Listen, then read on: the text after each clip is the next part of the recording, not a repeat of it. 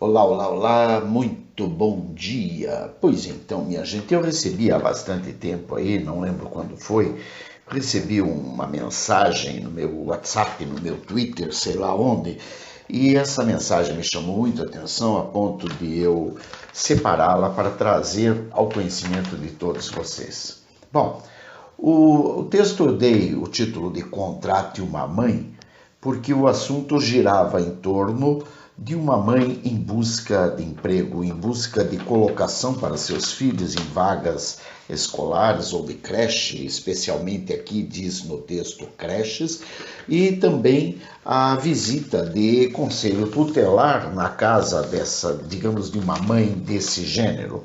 É claro que aqui especificamente esta pessoa, a pessoa que escreveu este texto, que depois colocou na internet como se fosse um apelo, e ela descreve sim, talvez uma realidade a que ela vive, né? Uma pessoa de nome Jo Lima, e eu pude apurar pela internet que ela também é mãe e, pelo visto, relatora de sua própria caminhada, embora eu creio que ela pincelou isto com outra, tipo assim, não refletia exatamente a realidade dela, refletia mais a realidade da grande maioria das mães, e não especificamente dela.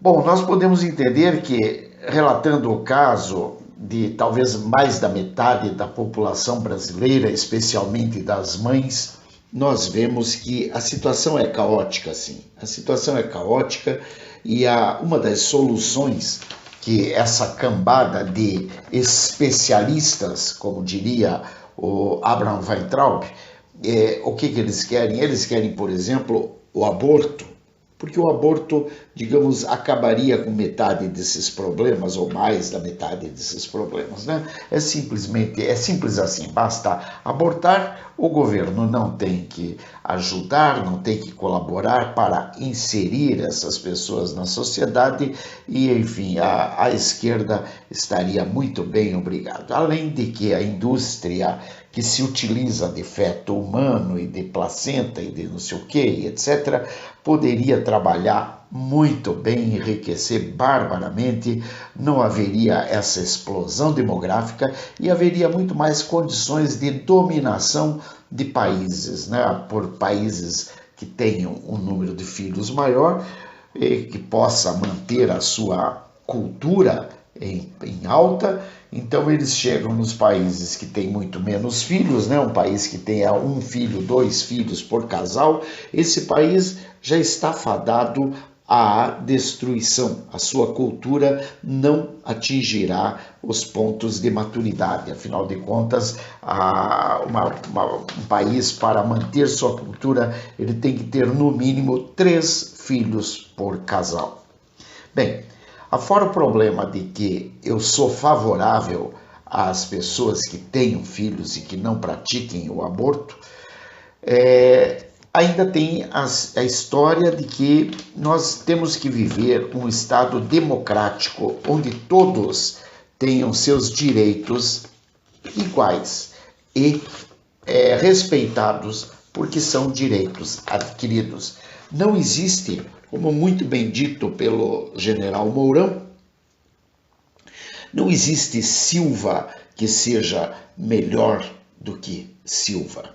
Quer dizer, não podemos ter uma pessoa que tenha mais direitos que outra, de forma alguma. Não podemos ter uma criança que tenha mais direito à vida e à sua identidade de gênero do que a outra porque é filho de pobre. De jeito algum. Nós já vimos casos de que a Rede Globo, funcionários da Rede Globo, artistas, disseram que não, seus filhos não veem novela em casa. Por que não veem novela? A novela não é justamente a forma como eles usam para a doutrinação? Ora, então se eles usam a doutrinação para o meu filho, por que é que os filhos deles não veem? Nós vimos, por exemplo, várias fotos do Luciano Huck, da Angélica, com seus filhinhos. Então ele parece aquele casal britânico, né? Aquele casal bonito. Ela de vestido, ele de terno, o filho de terno, a menininha de vestido. Quer dizer, os filhos deles vestem menino azul e menina rosa, né? E os meus filhos têm que vestir o que eles acham que tem que ser.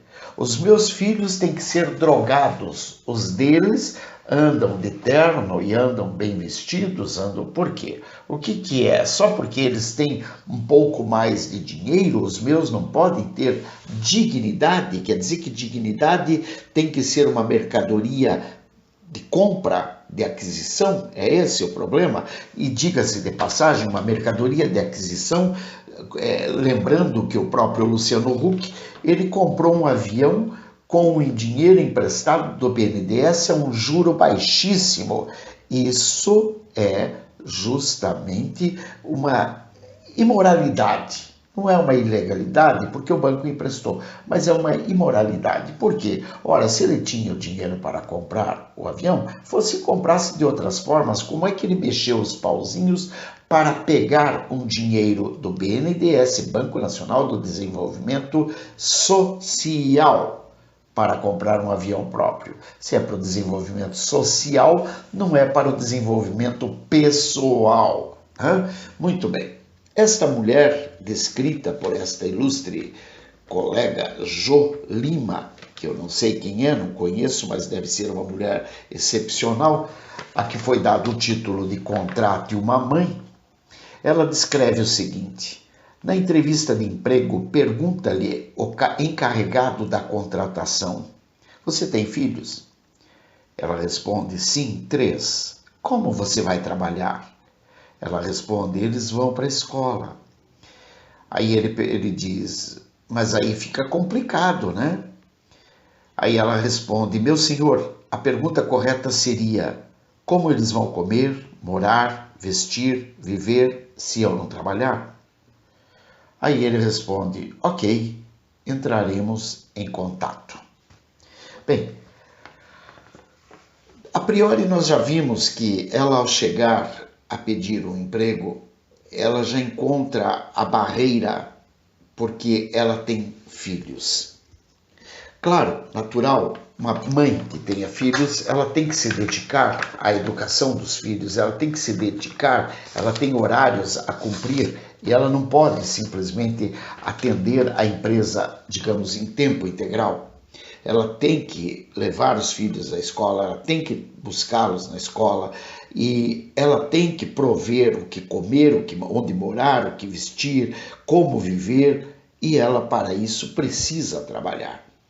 E precisa de pessoas que lhe deem o aval, ou melhor, que lhe deem o crédito que ela necessita para que ela possa participar do mercado consumidor, ou seja, do mercado de forma geral, trabalhando de uma forma ou de outra.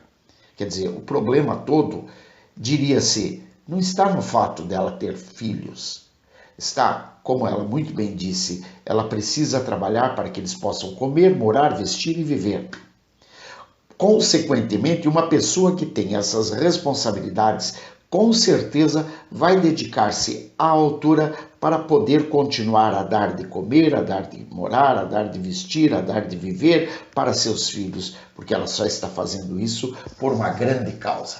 A grande maioria que não tem filhos e que não sequer sabem o que isso significa, então é claro que fica bem mais fácil as coisas, né?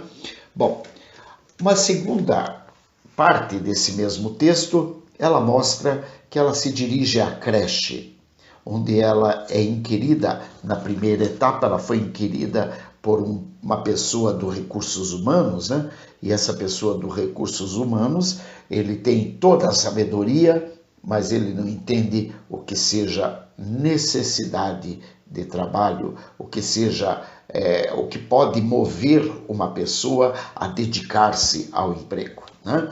Na segunda, nós vemos ela em contato com alguém responsável pela distribuição de vagas para matrículas das crianças nas creches.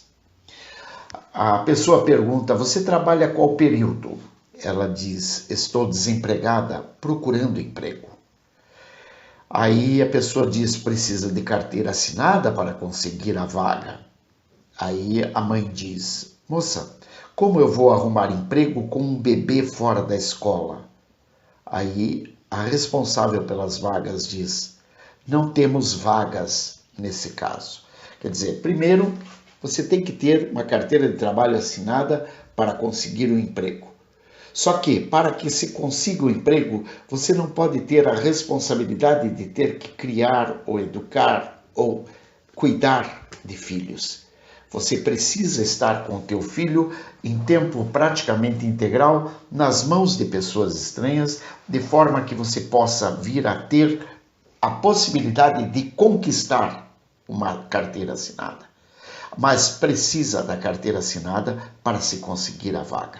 E não tendo a carteira assinada, a funcionária responsável pela distribuição de vagas responde apenas, não temos vaga nesse caso. Muito bem. Então nós vimos que passamos por dois problemas. O primeiro, o de conseguir um emprego. O segundo, de conseguir uma vaga para colocar a criança na escola ou na creche. Nesse caso específico, tratava-se de uma creche. Bom, ante o primeiro e o segundo problema, na grande maioria das vezes, podemos encontrar uma mãe que resolva antecipar-se mediante as dificuldades e acabar resolvendo encarar situações que poderiam ser consideradas inusitadas. Bem, nesse caso, é claro, essa mãe acabará tendo o desprazer da visita de alguém do conselho tutelar. E aí é que as coisas complicam, pois técnicos não costumam entender a praticidade das coisas. Bom, eu não preciso dizer para muitos como são uma grande maioria dos membros de conselhos tutelares. Existem conselheiros tutelares que se utilizam de moradores de rua, né, de pessoas, até mesmo para ações libidinosas, ou seja, atos de pedofilia com crianças. Conheci uma determinada pessoa que trabalhava nesse meio de conselho tutelar que se utilizava de uma moça e que ela era obrigada a servir de mula no leve e trás de drogas que ele próprio provinha fazia a provisão da mercadoria para a venda. Bom, é claro que não são todos, e é claro que isso não quer dizer que todos os conselheiros tutelares sejam assim. Mas, então você veja, e a grande maioria são pessoas que sequer educaram um filho. Uma grande maioria que eu conheci, inclusive, são pessoas que têm, por exemplo, pai e mãe que acabaram por educar seus filhos porque eles se dedicavam a seu trabalho. Então, é claro, falar de educação quando você não tem que educar, falar de cuidar de uma criança quando você não tem que cuidar, fica bastante técnico. E a teoria é uma coisa, a prática é totalmente diferente. Então, esta mesma mulher acaba recebendo a visita do conselho tutelar porque a mãe resolveu tomar peito ante as coisas e resolver a sua situação de uma forma bem mais tranquila, digamos assim. Ela pegou e arrumou uma colocação. E o conselho tutelar chegou e perguntou para a mãe, onde essas crianças ficam à noite? Ela diz, em casa. Eu faço bicos em bares e eles só abrem à noite. Aí o conselheiro tutelar responde, abandono de incapaz é crime. Pois é, veja bem, é claro que o abandono de incapaz é crime e ninguém quer mudar isso. O incapaz é o incapaz, portanto, tem que ter toda a atenção, a começar daqueles que são responsáveis por ele. Esta mãe, neste caso, ela estaria fazendo como ela disse, puxa vida, ela tem que deixá-los em casa para fazer bico num bar que só abre à noite e que casualmente foi o único que lhe ofereceu uma ocupação, porque não conseguiu ocupação em outro lugar. Creche só lhe daria se não fosse bico, se fosse digamos, ela fosse registrada, em primeiro lugar. Segundo lugar, só lhe daria se ela fosse trabalhar de dia, porque à noite creche não funciona. E aí, como é que ela resolve esse caso? O abandono incapaz é crime, tá? Mas não é crime deixar a criança com fome, deixar a criança morrendo de fome, por falta de remédio, etc. Porque se você não trabalha, como é que você vai resolver essa equação? Essa equação é complicada, mas ninguém vê isso a não ser aquele que tem a responsabilidade pelo cuidado e